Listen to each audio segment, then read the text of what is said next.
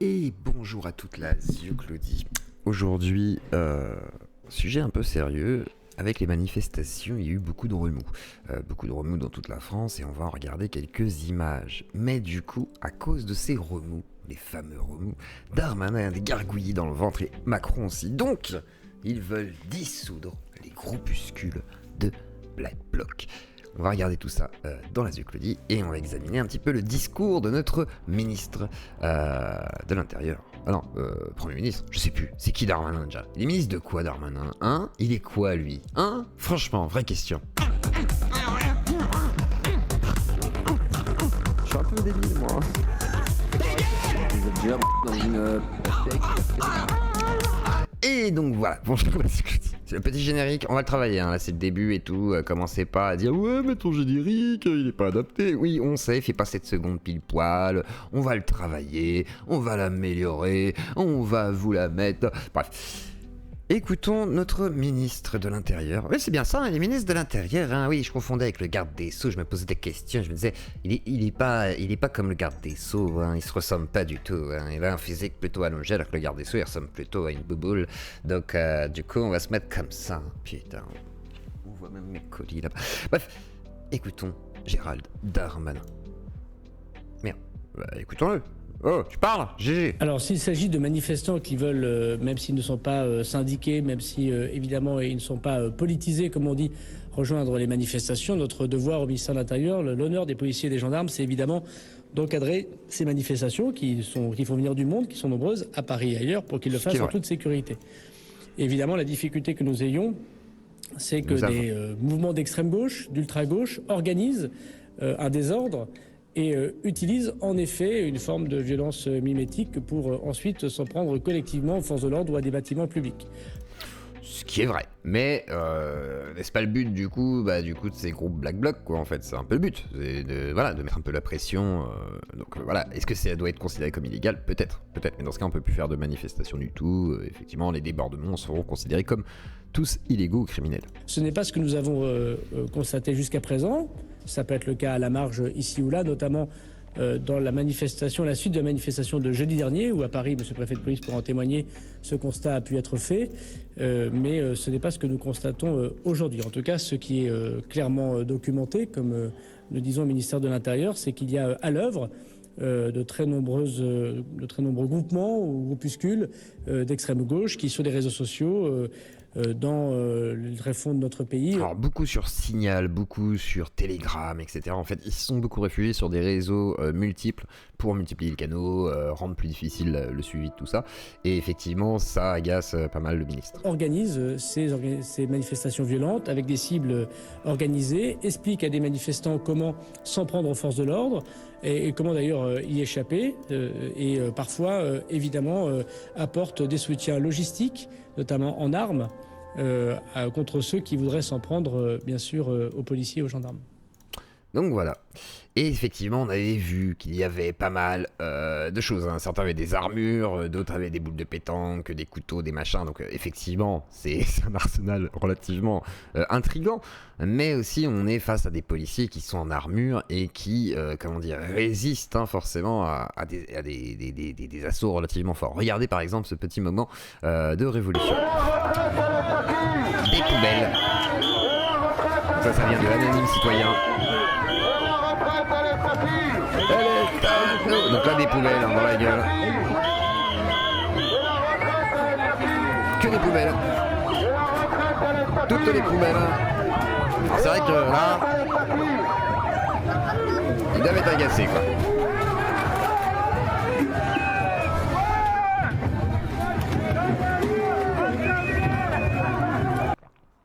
Alors effectivement, ça peut être désagréable de se recevoir des poubelles dans la tronche, je peux le comprendre. C'est vrai que c'est rigolo quoi, mais bon, je pense que les filles sont pas contentes. Après, je vois pas trop l'intérêt de bloquer la rue en fait. C'est-à-dire, ils pourraient reculer aux F quoi, enfin, je vois pas trop l'intérêt. Elle est à nous. Elle est à nous. Elle est à nous. Donc voilà. Donc des les poubelles dans la gueule, mais aussi donc les fameux coups de matraque, hein, on voit les poubelles toujours, donc on voit que l'État effectivement est attaqué directement, là c'est devant une préfecture, forcément... Vous ne travaillez pas, et donc singulièrement, vous ne travaillez... Nous, les informations dont on dispose ce soir, c'est qu'ils sont 5 et ils sont identifiés. Et ils sont en repos. Le repos forcé, ça veut dire que vous ne travaillez pas, et donc singulièrement, vous ne travaillez pas dans une opération de maintien de l'ordre telle qu'aujourd'hui. Alors là, par Paris. exemple, effectivement, certains défendent que non, les policiers ne travaillaient pas, qu'ils étaient en repos forcé, etc. Et certains disent non. Donc il y a pas mal de trucs qui sont bizarres, genre ils ont donné des autorisations qu'il fallait peut-être pas donner. Voilà. Et là, on voit effectivement que le mouvement est quand même assez massif. Hein. Donc ça, c'est un peu les groupuscules d'extrême gauche, j'imagine, qui se rassemblent de manière spontanée. Quitter immédiatement les lieux. Donc c'est assez impressionnant forcément. En nocturne, c'est forcément plus impressionnant. Et on voit toujours des événements qui vont peut-être monter, mais on voit quand même que c'est beaucoup moins violent que l'autre fois. C'est-à-dire que l'autre fois, c'était vraiment très dur. Il y a le mouvement soulèvement de terre qui a beaucoup secoué. Soulèvement de terre, c'est vraiment tout ce qui s'est passé, vous savez, à Sainte-Soline, où il y a eu les méga-bassines et les affrontements des méga-bassines. Donc c'était assez colossal. Hein. On peut dire que voilà, c'est pas... Voilà, ça rigole les zéros. Et là, on est sur des vrais black blocs, hein, façon de parler, qui viennent du monde entier, mais vraiment black bloc dans le terme pur et dur, c'est-à-dire voilà, ils viennent du monde entier pour pouvoir effectivement écraser les policiers et l'État pour dire voilà, vous reculez ou sinon on tient le pavé, quoi.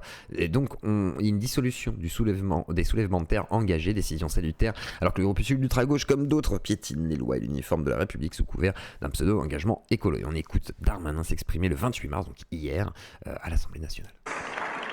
Merci Madame la Présidente. Permettez-moi Madame la Présidente tout d'abord d'avoir au nom de la Première ministre et du gouvernement une pensée pour le maréchal des logis-chefs Arnaud Blanc, militaire du GIGN, mort en mission, voilà quelques jours malheureusement en Guyane.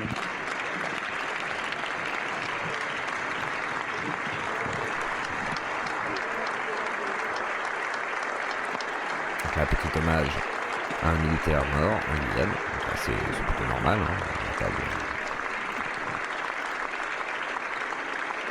mais voilà, Merci pour lui, pour le GIGN et pour sa famille. Monsieur le député, vous m'interrogez dans votre département, vous le savez, ce week-end s'est passé des événements inqualifiables. La préfète des Deux-Sèvres, depuis plusieurs jours, depuis le 17 mars, avait interdit la manifestation à Sainte-Soline et aux abords de Sainte-Soline. Et par 2 conférences de presse et par celle de Monsieur le procureur de la République, chacun connaissait cette interdiction de manifestation. Nous avons, parce que nous savions malheureusement depuis 6 mois, et le premier événement à Sainte-Soline qui avait déjà fait naître... Alors moi personnellement, oui, c'est logique qu'elle soit interdite en fait, parce que la manifestation est une ZAD, hein. Là on est clairement sur le principe de la zone à défendre en fait.